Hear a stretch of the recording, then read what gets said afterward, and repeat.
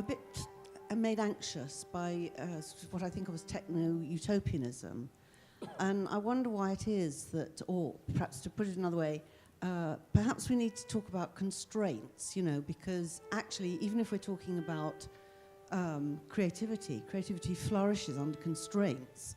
And if we want to have some creative solutions, we might need to accept that there are constraints to what we can do. You know, I mean, we're not going to fly unaided because physics won't let us, and we haven't got the physiology.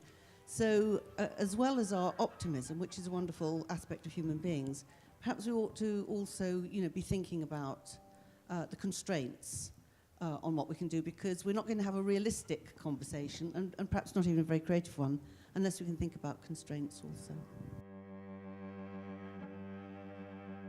The constraints that we have, yes, they're there, and it's very disappointing to see that, you know, many of the physics experiments are verifying constraints rather than opening possibilities. But if you move into the domain of artificially created worlds, we can get rid ourselves of those constraints, and there can be infinite growth. There could be flying human beings and everything like that.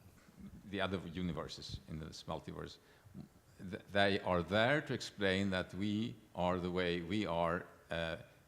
Not by chance, but just because we happen to be here. But we cannot in any way observe these. I'm an experimental particle physicist. I can't see how we could ever empirically get any sign of them. So what is their purpose other than a thought, so to say, construction? There is no reality in my mind to these multiverses. They are just a pure myth in the proper sense. One of the themes that has been appearing this afternoon is myth and myth-making. And what happened this afternoon is that, of course, you were mentioning dark matter as what dark matter really is.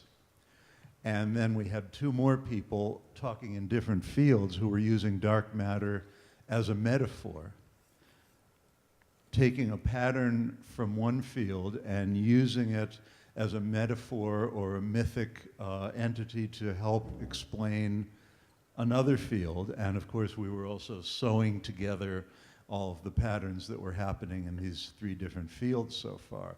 So that, to me, is kind of interesting as myth-making. You know, not obviously myth in the sense of stories that we tell each other to sew our society together, not myth in the sense of something that's not true. And so here we are doing it right here.